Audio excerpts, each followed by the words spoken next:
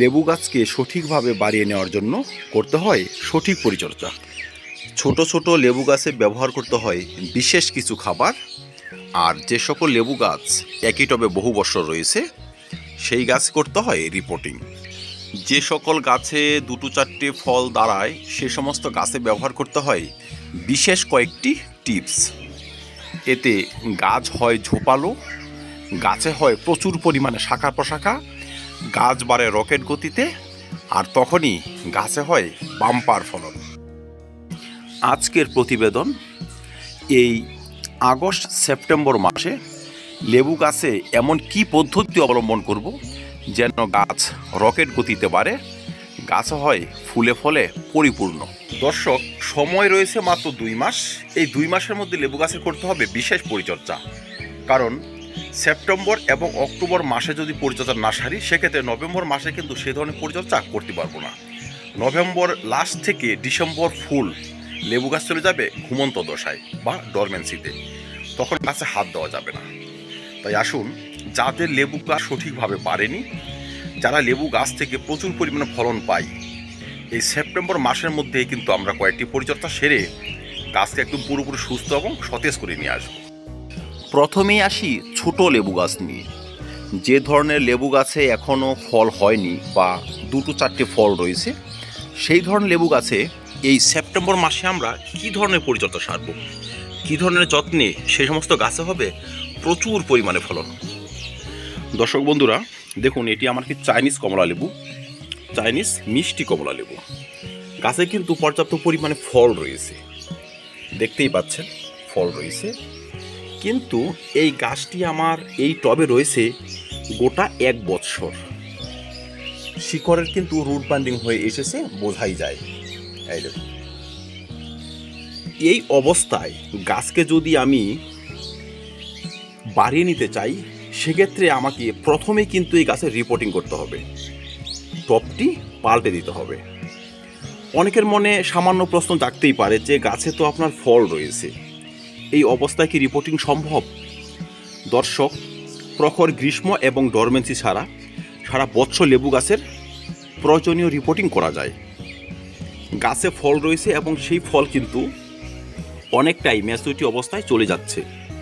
এই অবস্থায় যদি আমি রিপোর্টিং করি কোনো সমস্যা হবে না।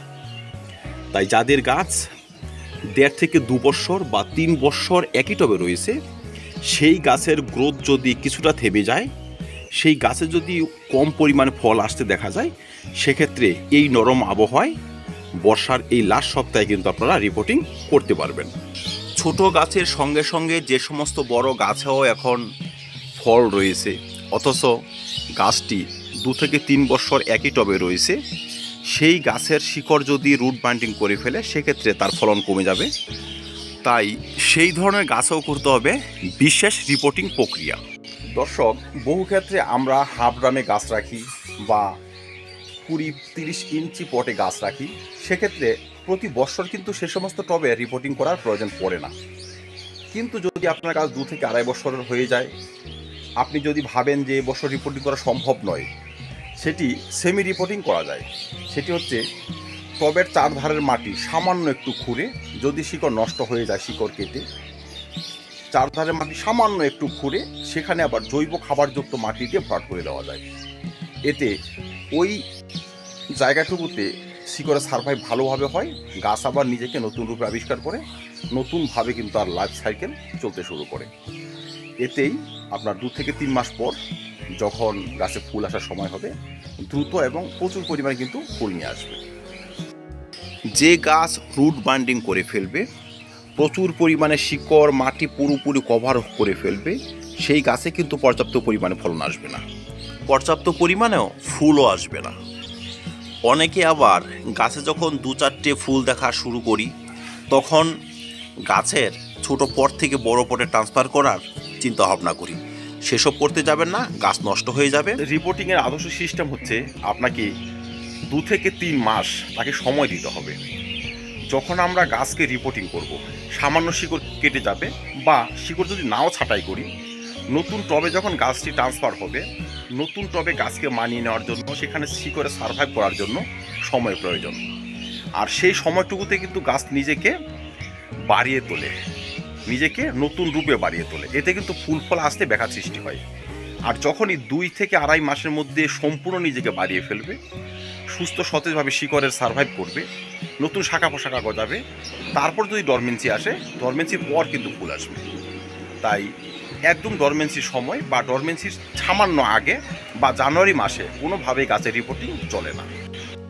2 নম্বরে হচ্ছে এই সময় ব্যবহার করতে হবে বিশেষ কিছু খাবার। দর্শক, আমার এই গাছটি হচ্ছে মালটার গাছ। এই গাছটি আমি আমার মাদার প্লান্ট থেকে গ্রাফটিংয়ের মাধ্যমে তৈরি করেছি। দেখুন এখানে গ্রাফটিং করা আছে, নিজে হাতে করা গাছ, সুস্থ সবল এবং খুব সুন্দর একটি গাছ। এই গাছটি আমি এই কয়েকদিন আগে রিপোর্ট করেছি, মোটামুটি 15 দিন হয়ে গেল। এখন আমি ডাইরেক্ট সানলাইটে রাখতে পারবো। যাই হোক, এই গাছটি আমি কিভাবে রিপোর্ট করেছি সেই ভিডিও চ্যানেলে রয়েছে, অবশ্যই দেখে নেবেন। কী ধরনের খাবার ব্যবহার করেছি। দর্শক, ছোট্ট করে বলা যায়, এখন যারা গাছ রিপোর্ট করবেন বা সামান্য একটু মাটি তুলে আবার পুনরায় মাটি দিয়ে ভরাট করবেন, সেই মাটিতে ব্যবহার করতে হবে বিশেষ কিছু খাবার। মনে রাখবেন, আপনি 10 ইঞ্চি পর থেকে এমন 15 ইঞ্চি পরে ট্রান্সফার করবেন, সেক্ষেত্রে আপনি পুরনো গোবর সার ব্যবহার করবেন মোটামুটি 500 গ্রাম পরিমাণে। একটা আইডিয়া করে নেবেন, 500 গ্রাম পুরনো গোবর সার, 10 গ্রাম শিং চাষা, 10 গ্রাম হাড় গুঁড়ো, 20-26-এর মতো খাবার। ডিমের খোসা নিয়ে নেবেন 10 গ্রাম, সর্ষের খোল বা বাদাম খোল নিয়ে নেবেন 10 গ্রাম এবং সামান্য একটু ছত্রাকনাশক পাউডার। উপাদানগুলো ভালোভাবে একত্রে মিশিয়ে 5 থেকে 10 দিন ফেলে রাখবেন। তারপর লেবু গাছ কিন্তু রিপোর্ট করবেন।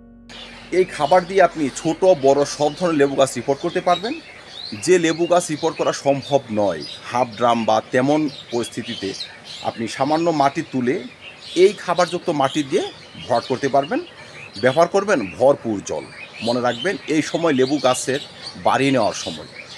এই সময় যদি সঠিক পরিচর্যা সারি, পরবর্তী এই গাছে কিন্তু আপনাকে সঠিক পরিমাণে ফলন দিয়ে যাবে। লেবু গাছের ভালো রিপোর্টিংয়ের জন্য বহু ক্ষেত্রে শিকড় ছাঁটাইয়ের প্রয়োজন পড়ে।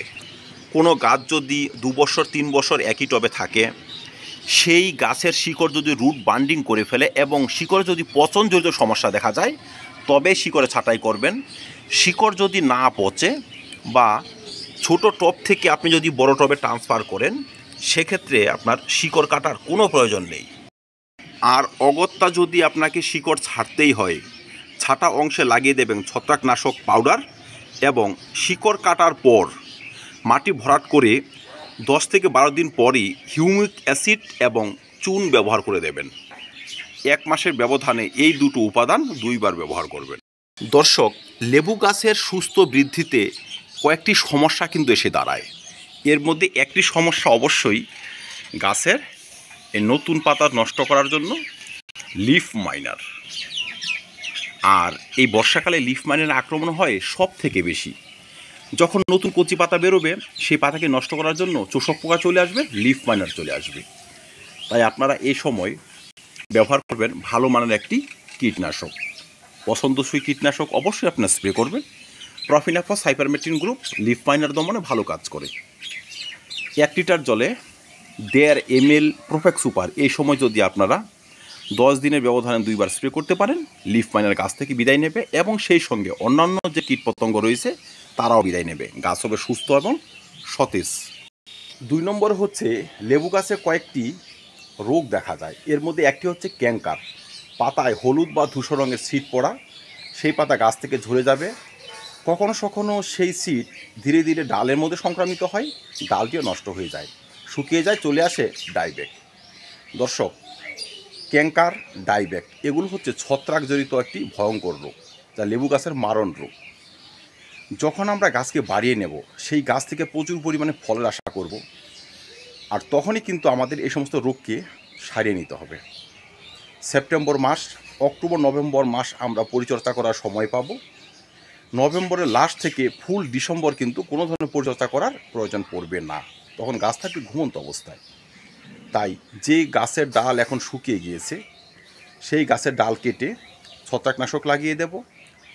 আর কীটনাশকের সঙ্গে সঙ্গে আমরা ব্যবহার করব ভালো মানের একটি ছত্রাকনাশক। দেখুন, এখন মোটামুটি অল টাইম যে গাছগুলো রয়েছে, আপনার মালটা, মোসাম্বি বা দার্জিলিং জায়ান্ট, কমলা লেবু এই ধরনের গাছে কিন্তু এখন ফল রয়েছে, ফুল নেই। যখন ফুল নেই আপনারা কিন্তু কপারযুক্ত ছত্রাকনাশক এই সময় ব্যবহার করতে পারেন, বা এমিস্টার টপ কিন্তু ব্যবহার করা যায়। ধরুন আজকে আমি কীটনাশক ব্যবহার করলাম, ঠিক একদিন পর বা দুদিন পর কপারযুক্ত ছত্রাকনাশক গাছে স্প্রে করে দিলাম, ঠিক 10 দিন পর আবার কীটনাশক, আবার ছত্রাকনাশক। 2 থেকে 3 বার যদি এই ওষুধগুলো ব্যবহার করতে পারি, আমাদের গাছ কিন্তু পুরোপুরি রোগমুক্ত হয়ে যাবে। না থাকবে কীটের আক্রমণ, না থাকবে ছত্রাকের আক্রমণ। আর তখনই দেখবেন ছোট বড় মাঝারি সব ধরনের লেবু গাছ রকেট গতিতে বাড়বে। ডিসেম্বরের শেষ, জানুয়ারির ফার্স্ট উইক থেকে কিন্তু গাছে নিয়ে আসবে পর্যাপ্ত পরিমাণে লেবুর ফুল।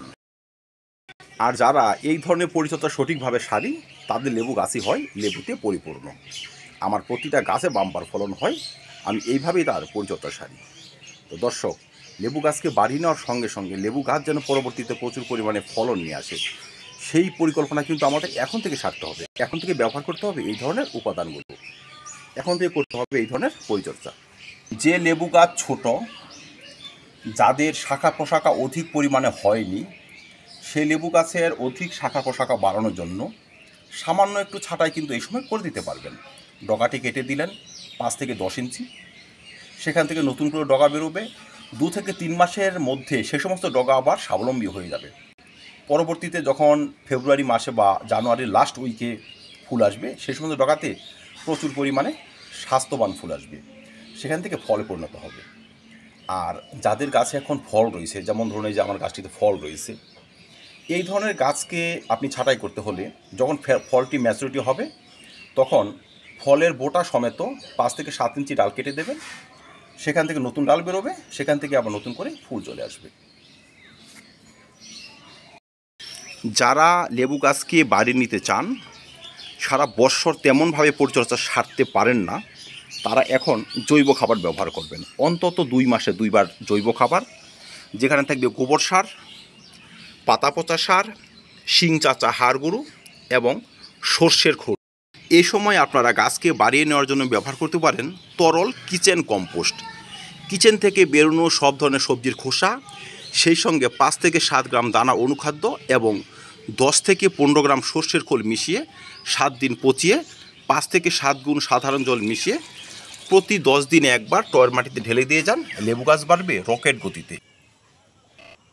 লেবু গাছের সুস্থ পরিচর্যার 50% ডিপেন্ড করে তার খাবারের উপরে। খাবার সঠিক, গাছ সঠিক, আর তখনই কিন্তু প্রচুর পরিমাণে ফলন নিয়ে আসে। যাতে লেবু গাছ ছোট রয়েছে, তারা এই ধরনের পরিচর্যা সারতে থাকুন।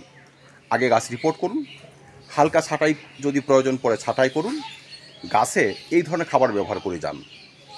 জানুয়ারি মাস থেকে যখন ফুল আসবে, তখন দেখবেন আপনাকে অত কিছু ব্যবহার করতে হবে না, যেন ফুল ঝরে যায়, ফল ঝরে যায়। তো ধন্যবাদ দর্শক, লেবু চাষ নিয়ে প্রচুর ভিডিও চ্যানেলে রয়েছে, সেসব দেখে নেবেন। লেবু চাষ ব্যবস্থা অনেকটা ইজি হয়ে যায়। দেখা হবে অন্য কোনো ভিডিওতে, অন্য কোনো টপিক নিয়ে। ভিডিওটি ভালো লাগে লাইক এবং শেয়ার করে দেবেন, চ্যানেলটি সাবস্ক্রাইব করে পাশে থাকবেন। ভিডিও দেখার জন্য অসংখ্য ধন্যবাদ।